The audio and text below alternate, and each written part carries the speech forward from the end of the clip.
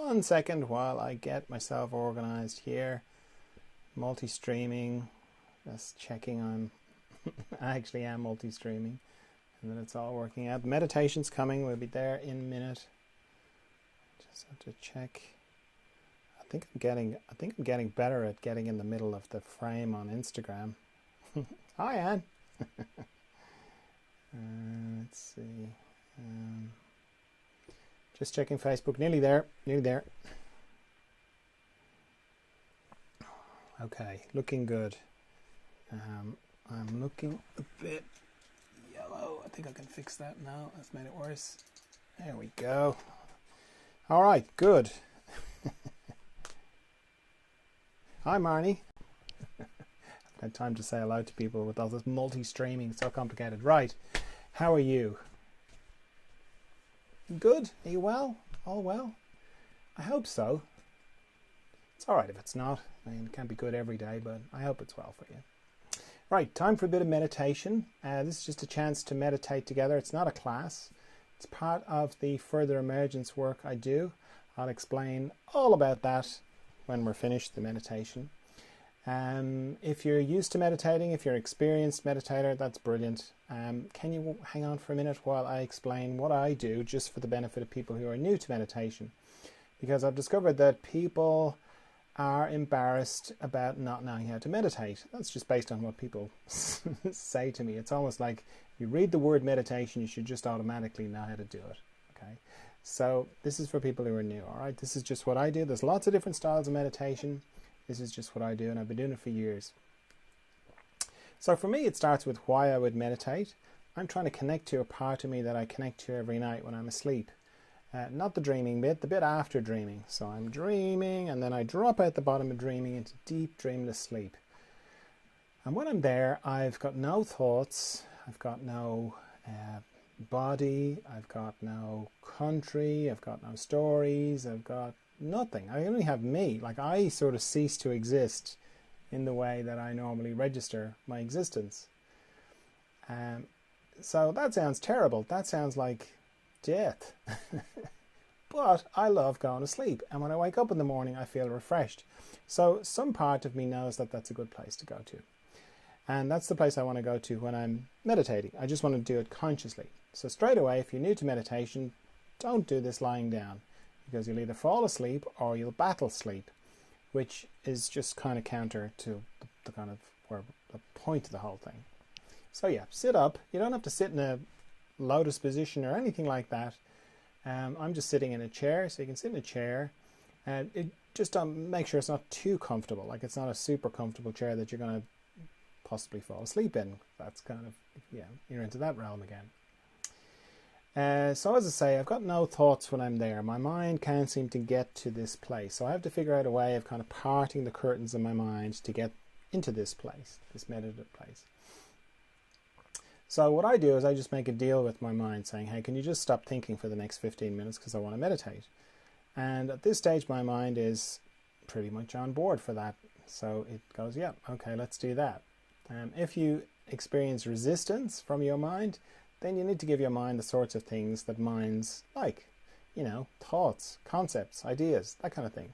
So a bit of reading, a bit of YouTube watching, just to give it something to chew on and get on board for the whole idea. So my mind's on board, that's good.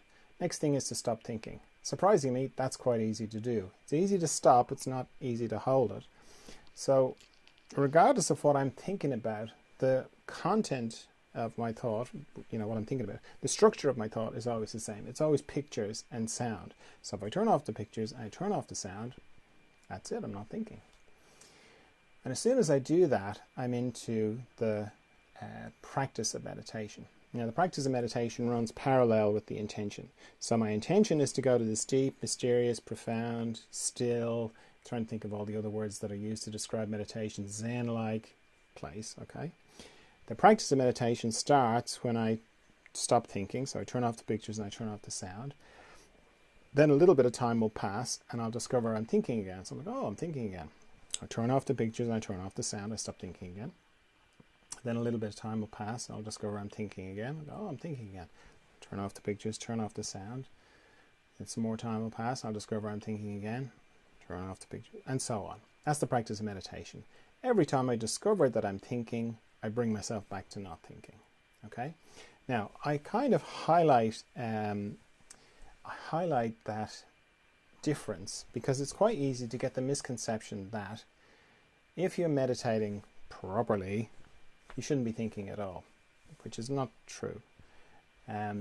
It's a kind of a dance between these two things, the intention. So sometimes I'm very deep and sometimes I'm discovering that I'm thinking. And both have their own power. It's very powerful when you're very deep and still and has lovely effects on your nervous system. It's also powerful when you discover that you're thinking. It's just a bit more subtle because if you're like me, or here's where the power is, right? If you're like me, the sort of things that you think about are to do with you. So I'd be thinking, oh, what did I say that for? What am I going to do about that person? Where did I park the car? You know, it's all about me, right? Now, if I'm in the middle of meditation and I'm having my thoughts about me, and I go, oh, that's right, I'm thinking. So I turn off the pictures, turn off the sound. I make that thought go away.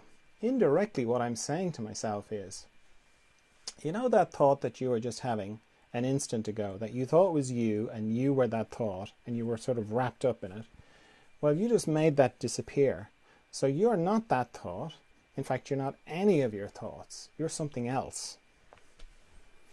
So that's pretty profound. And then the fact that you do that repeatedly, that's very powerful as well. So the two have their place, okay? The main thing is not to add to your thinking by thinking that you're thinking too much or that you're not very good at this meditation thing because you keep thinking. There's no set, you should only be thinking this number of times. It changes hour to hour, day to day, depending, The main thing is just every time you discover that you're thinking, bring yourself back to not thinking and you'll be doing great. Okay, now while all that's going on, I'm also letting go of tension in my body. And I have a system for that because it's too vague when I have my eyes closed not to have a system. So I scan my body from my head down to my feet and back up again, very slowly, very gently, and anywhere I find tension, I let it go. And I use my out breath to let it go because it's natural to just breathe it away. It's also a good way to remember to breathe. I know that sounds strange, but in meditation it's quite easy to hold your breath or to stop breathing altogether. So using the out breath is just a good way of remembering. It's bringing awareness to my breathing and helping me breathe more. Also, as I'm scanning my body, I'm paying particular attention to any structures in my body that go across my body, transverse. Because mostly my body runs longitudinally, but anywhere that goes across acts a little bit like a log going across a stream. It picks up all the leaves and the branches and the twigs and anything that's coming down the stream, except in my body's case, it's tension. So I'm paying particular attention, for example, to my eyes. You can pick up a lot of tension in your eyes. My jaw, my tongue, the base of my neck, my shoulder girdle, often can be a lot of tension there. And just a little pro tip, if you can't get it to relax, sometimes if you bunch it up, then drop it, you'll get through it. All my joints are transverse sites as well, so shoulders, elbows, wrists, fingers, my heart area, my respiratory diaphragm, all my intestines, my pelvic floor, my hips, my knees, my ankles, and my toes. If you're new to meditation, a nice quiet room is very helpful because as soon as you close your eyes, your hearing amplifies and you'll be hearing all sorts of sounds that you didn't hear before. And one of the things that triggers thoughts is little noises. So the quieter the room, the more you'll be helping your mind with the business of not thinking. And then another thing I do to help with that is I set a timer for how long I'm going to meditate for. I'm going to set my timer for 15 minutes, but I'd encourage you to set yours for shorter if you're new to meditation. Set it for like 5 minutes and then repeat that 3 times. The reason being, 15 minutes is a long time if you're not used to it. I know that sounds crazy, but it is. So I'd encourage you to set it for shorter and just repeat it 3 times. Okay, now let me have a quick look to see if there's any questions. Nope. All right. Okay, so as I say, I'll explain about further emergence after with meditation. Okay, so timer started. Off we go into the mystery.